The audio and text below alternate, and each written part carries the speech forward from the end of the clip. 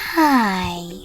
In front of me is Motorola Moto E13, and today I would like to show you where you can locate all your downloads on this Motorola.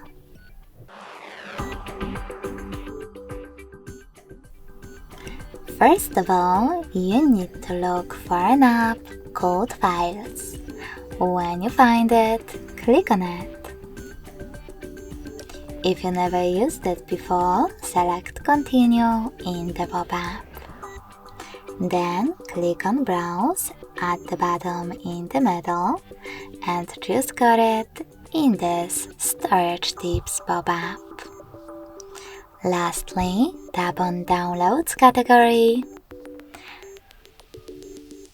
And as you can see, all my downloaded files are over here. If you want to access one, just click on it.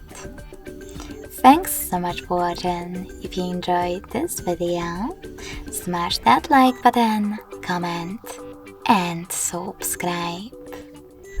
Bye!